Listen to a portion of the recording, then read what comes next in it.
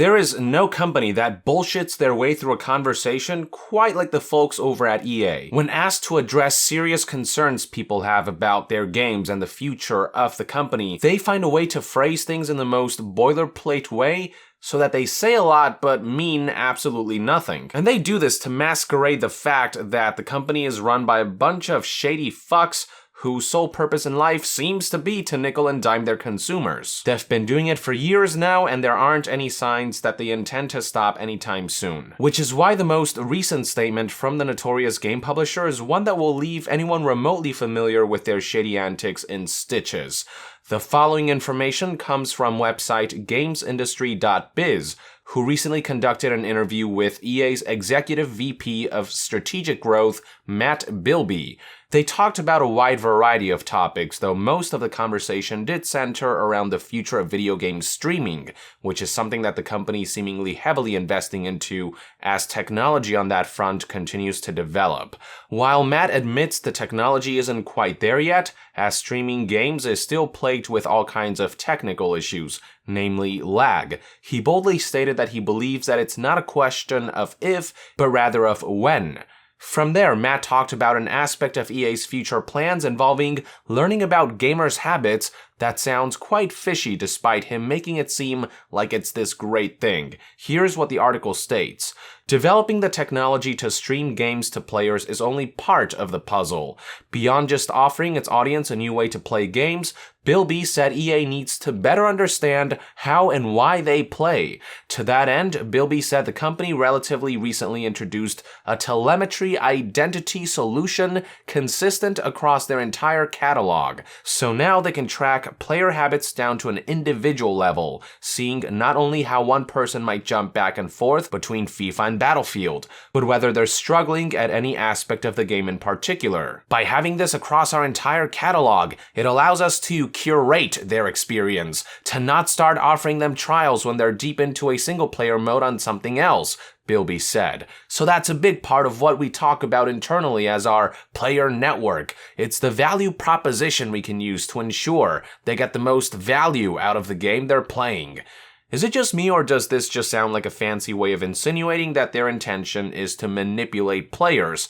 It just sounds like the kind of shit they've already been doing for ages now, except they want to get better and more subtle about it. When I hear about how they want to curate our experience, it just grosses me out thinking what that could actually mean when interpreted through EA's dictionary. I mean, we have already seen the notorious publisher post trademarks for research regarding algorithms for things like engagement-optimized matchmaking and dynamic difficulty that could be exploited to artificially manipulate players into making microtransactions purchases. The suggestion of doing so is actually within the trademark itself. That is what a curated experience means for EA, one where they decide what's best for us and tell us things like how players make the mistake of thinking they know what they want.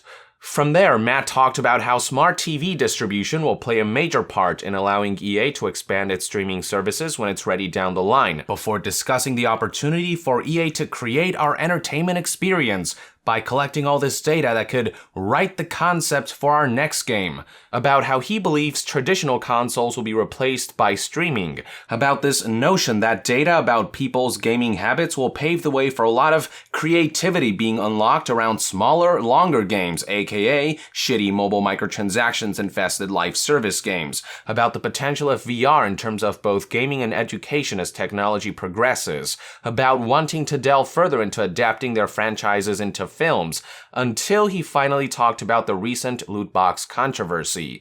More specifically, Matt was inquired about FIFA's Ultimate Team mode and its card packs, which have come under scrutiny by government agencies in countries like Netherlands and Belgium, who have threatened fines, sales bans, and even criminal prosecution.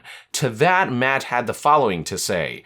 I believe what we're working through with those specific groups at the moment is an education, not meant in a patronizing way, but just helping them understand how we design the games and the notion of choice and our commitment to making the games fair and fun. We learned a lot from Star Wars Battlefront. Oh, fuck off with your player choice bullshit. We didn't choose to have Battlefront 2 and other EA titles ruined by pay-to-win loot boxes. We didn't choose to be manipulated by glorified gambling Gamers didn't choose to have classics like Dungeon Keeper and Command & Conquer to be mutated into microtransactions-infested mobile abominations. When a game like Battlefront 2 is designed in a way that players have to spend dozens of hours just to unlock Luke Skywalker in a Star Wars game, all to encourage loot box purchases, when you can get ahead in EA Sports Ultimate Team modes by gambling with paid card packs, when progression is artificially neutered so that those who pay up will gain an advantage or enjoy more of the game's contents,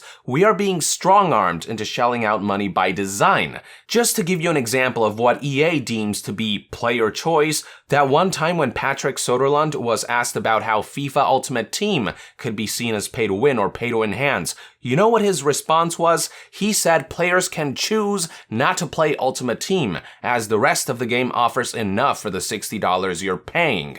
Essentially, he was trying to sell the notion that we are being given the player choice of not engaging in modes featuring pay to win. But what that actually means is that those unwilling to engage in EA's scummy recurrent monetization schemes will get a lesser version of the game. That's straight up strong-arming. That's not a choice, that's a threat which says, be willing to participate in glorified gambling, or don't get to experience the full package, or experience the package in a neutered state. Not meant in a patronizing way, Matt says, while selling us on EA's bullshit definition of so-called player choice. Get the fuck out of here. Here's the best bit though. While discussing the Battlefront 2 controversy, Matt provided the following statement. I ran a team internally with Patrick post-Battlefront to actually redesign our game development framework and testing platforms to ensure we're giving our game teams the right guidance. We'll call it an EA moral compass at the beginning of development so that we're designing our live service early, we are testing it early, testing it with gamers who are giving us feedback so we ensure those pillars of fairness, value, and fun are true. This shill actually had the audacity to claim that EA has a moral compass. This is the company that's still lobbying organizations like the ESA and the ESRB to continue to take the stance that loot boxes aren't in any way gambling, or lobbying government officials to halt progress on loot box regulation. This is the company that, despite claiming that they've learned from their past mistakes, despite the shitstorm they've stirred, insist on pushing for loot boxes on their real moneymakers, EA Sports titles, and their Ultimate Team modes. This is the company that claimed not too long ago that the likeness between loot boxes in games like Battlefront 2 and Need for Speed Payback and slot machines was completely unintended, as if to insinuate you can coincidentally just make something that resembles slot machines, rather than flat out admitting that they got greedy. This is the company that continues to bullshit us with false claims like how loot boxes were absolutely needed to fund the longevity of their live services, despite the fact that company executives are happy to pocket tens of millions of dollars yearly. This is the company that was run by people like Patrick Soderlund, once overseer of all EA game development projects and largely responsible for the insidiously released EA titles of recent months and years, who was happy to accept a $20 million bonus for a salary totaling around $48 million last year before just up and leaving the company. That $20 million, by the way, was incentive for Patrick to stay because, he raked in so much cash by swindling players, which EA would of course reward. We'll call it an EA moral compass, Matt says, all while the company hasn't done a single thing to demonstrate their willingness to course correct their shady practices.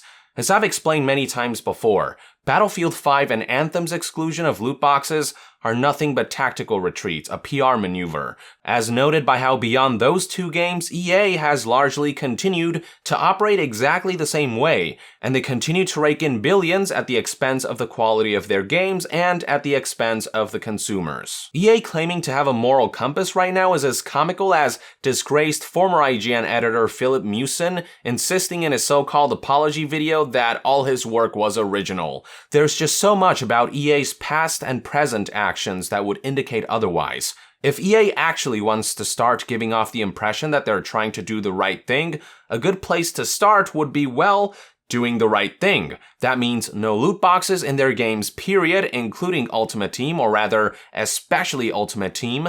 That means recognizing the harm that loot boxes can have on certain people, particularly those susceptible to gambling addiction, kids and adults alike. That means pushing for consumer-friendly practices, especially now more than ever during a time when their reputation in the eyes of gamers has hit an all-time low. That means prioritizing quality of their games above all else, even if it means short-term losses or missing out on some quarterly financial quota. Plenty of other video game companies have been able to do these things, and there is no reason why EA, one of the biggest game companies in the world, can't. But as we all know, it's not a matter of can't, it's a matter of won't. Because at the end of the day, under its current leadership, the only factor the publisher considers in their day-to-day decisions is, will this make us all the money in the world? Everything else is secondary. And as long as that continues to be the case, the company will never be in a position to use the words EA and moral compass in the same sentence. These are just one man's perspective anyway. I'd love to hear what your take is on EA's latest attempt to reassure disillusioned gamers in the comments below. With that, I would like to end this news update. Thank you for tuning in. If you enjoy my content and would like to support this channel directly, consider donating on Patreon. And to be further updated on all things gaming news, reviews, and discussions, stay tuned right here on Young Yeah. I'll see you guys next time. Young out.